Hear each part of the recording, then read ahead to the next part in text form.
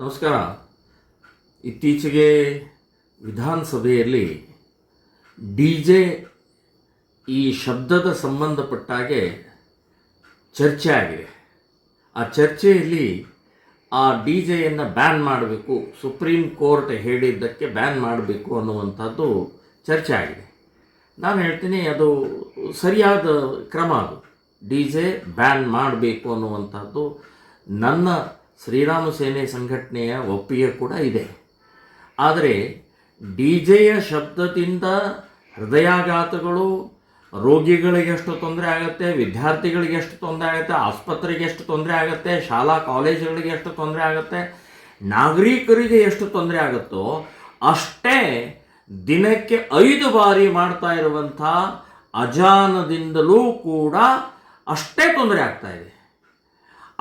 ಆ ಅಜಾನದ ಶಬ್ದದಿಂದ, ಅಜಾನದ ಆ ಒಂದು ದೊಡ್ಡ ಏನೋ ಒಂದು ಸೌಂಡ್ ಇದೆ, ಆ ಸೌಂಡ್ದಿಂದ ರೋಗಿಗಳಿಗೆ, ಹೃದಯಾಘಾತಗಳಿಗೆ, ಮಕ್ಕಳಿಗೆ, ಎಳೆ ಮಕ್ಕಳಿಗೆ, ಕೋರ್ಟಿಗೆ, ಕಚೇರಿಗಳಿಗೆ, ಶಾಲಾ ಕಾಲೇಜುಗಳಿಗೆ, ಹಾಸ್ಪಿಟ್ಲ್ಗಳಿಗೆ ಅಜಾನದಿಂದ ಆ ಶಬ್ದದಿಂದ ತೊಂದರೆ ಆಗ್ತಾ ಇದೆ.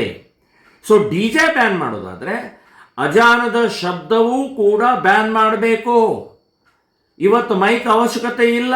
ಒಳಗಡೆ ಮಸೀದಿ ಒಳಗಡೆಗೆ ಅವ್ರು ನಮಾಜ್ ಮಾಡಲಿ, ಪ್ರಾರ್ಥನೆ ಮಾಡಲಿ, ಪ್ರಾರ್ಥನೆಗೆ ನಮ್ಮ ಅಬ್ಜೆಕ್ಷನ್ ಇಲ್ಲ.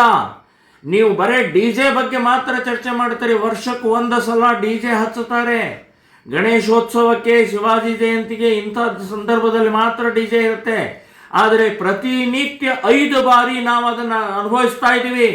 5 ಬಾರಿ ಪೊಲೀಸ್ ಸ್ಟೇಷನ್, 5 ಬಾರಿ ಕಚೇರಿಗಳಿಗೆ, 5 ಬಾರಿ ಕೋರ್ಟ್ಗಳಿಗೆ, ಶಾಲಾ ಕಾಲೇಜುಗಳಿಗೆ, ಹಾಸ್ಪಿಟಲ್ಗಳಿಗೆ, ಹೃದಯ ರೋಗಿಗಳಿಗೆ ಎಲ್ಲರಿಗೂ ತೊಂದರೆ ಆಗ್ತಾ ಇದೆ. 5 ಬಾರಿ ಪ್ರತಿನಿತ್ಯ. ಅದ್ರ ಬಗ್ಗೆ ಮಾತಾಡೋದಿಲ್ಲ, ಅದ್ರ ಬಗ್ಗೆ ಹೇಳೋದಿಲ್ಲ. ಅದನ್ನು ಬ್ಯಾನ್ ಮಾಡ್ತೀವಿ ಅಂತನ್ನುವಂಥ ಧೈರ್ಯ ಯಾರಿಗೂ ಇಲ್ಲ. ಬಿ ಜೆ ಪಿಯವ್ರಿಗೂ ಇಲ್ಲ ಅಂತನ್ನುವಂಥದ್ದು ಹೇಳ್ತೀನಿ. ಬಿ ಜೆ ಪಿಯ ಸರ್ಕಾರ ಇದ್ದಾಗಲೂ ಕೂಡ ಇವರು ಬಾಯಿ ಮುಚ್ಕೊಂಡು ಕೂತಿದ್ರು ಇವರು ಅಂತ. ಸೊ ಯಾಕೆ ಸರ್ಕಾರದ ಈ ಮುಸ್ಲಿಂ ಅಂದ ತಕ್ಷಣ ಹೆದರಿಕೆ ಯಾಕೆ? ಬರೀ ಡಿ ಜೆ ಬಗ್ಗೆ ಮಾತಾಡ್ತಾರೆ.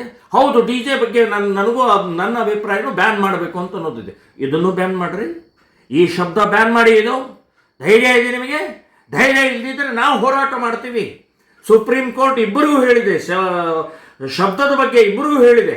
ಪೊಲೀಸ್ ಡಿಪಾರ್ಟ್ಮೆಂಟ್ ಕಿವಿ ಕೇಳಿಸೋದೇ ಇಲ್ಲ. ಅವರು ಏನು ಹಾಕ್ಕೊಂಡಿದ್ದಾರೆ ಗೊತ್ತಿಲ್ಲ ಕಿವಿ ಒಳಗಡೆಗೆ.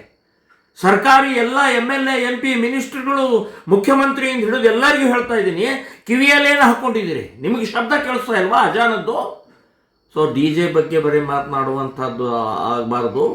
ಈ ಶಬ್ದದ ಬಗ್ಗೆ ಪ್ರತಿನಿತ್ಯ ನಾವು ಅನುಭವಿಸ್ತಾ ಇದ್ದೀವಿ, ಎದುರಿಸ್ತಾ ಇದ್ದೀವಿ. ನಾವು ತೊಂದರೆ ಆಗ್ತಾ ಇರುವಂಥ ಅಜಾನದ ಶಬ್ದದ ಬಗ್ಗೆನೂ ಕೂಡ ಬ್ಯಾನ್ ಆಗಬೇಕು ಅಂತನ್ನುವಂಥದ್ದು ನಾನು ಹೇಳ್ತಾ ಇದ್ದೀನಿ.